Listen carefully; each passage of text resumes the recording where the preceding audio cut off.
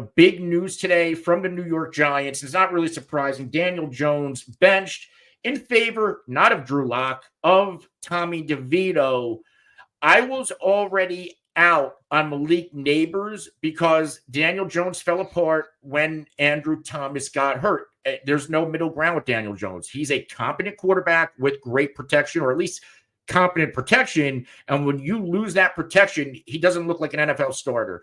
And since the Andrew Thomas injury, Malik Nabers, despite getting volume, is on a downswing. So he's more of a high floor player to me.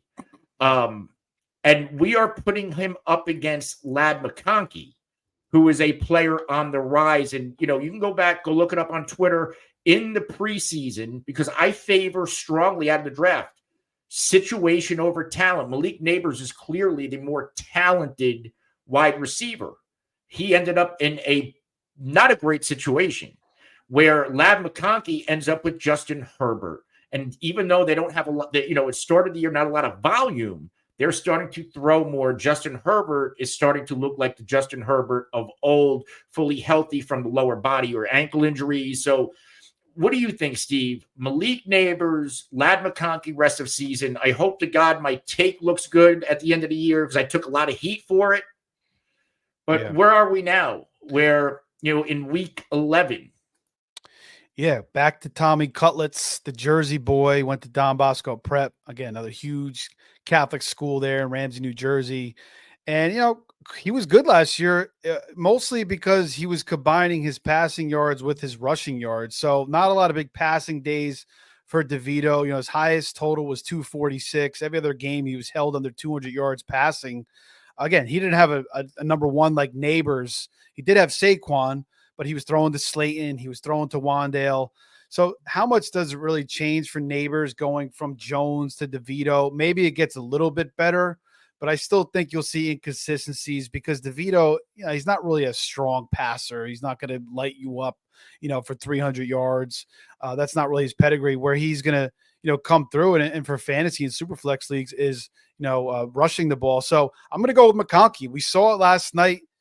Herbert is on fire right now. He looks like the Herbert of, a couple of years ago when we were talking about, the fantasy community was talking about him as one of the best quarterbacks in fantasy and in the league in general. So, yeah, freaking McConkey, man. 2 huge catches down the stretch. He got hurt early in the game. He came back.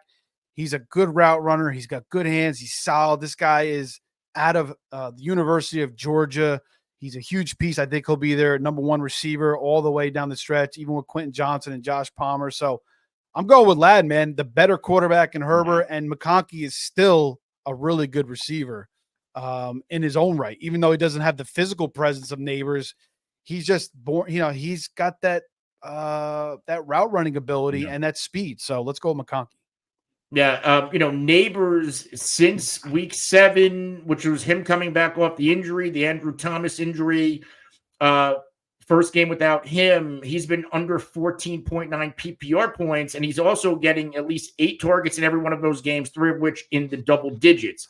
The big difference is, while he's giving us that high floor, he has 0 red zone targets. Well, in the 4-game stretch of weeks 1 to 4, where he was popping 28, 23, 11 in week 1, he had a total of 6 red zone targets. You're not getting closer to red zone if you're the Giants in the current situation. I just don't see these spike weeks. And if you look at the schedule for Nabers down the stretch, it is one of the best receiver schedules. Maybe DeVito can light a fire. Maybe he doesn't. When you look at McConkey, we are starting to see the Chargers throw the ball. Something they didn't do a lot early this season. In fact, if we look since week 6, Justin Herbert has thrown the ball over 32 times, all but 2 games. So 4 out of 6 games, at least 32 pass attempts. He didn't go over 27 in the first 4 weeks of the year. So more passing volume. And Ladd McConkey now in 3 out of his past 4 games, 29, 11, 18 this past week. Even in that Tennessee game, he only had 2 targets, but caught 2 for 52. He's starting to get used as a big play receiver. Like Steve said, an excellent route runner, the better quarterback, and the schedule isn't bad. Outside of Denver in week 16, he gets matchups: Baltimore, Atlanta, Kansas City. They're kind of regressing against the pass. Tampa, we just talked about Denver, and then the fantasy championship against New England. The schedules aren't that far off, Steve. And maybe we're nuts. Maybe people will comment and say, hey, you guys are out of your mind.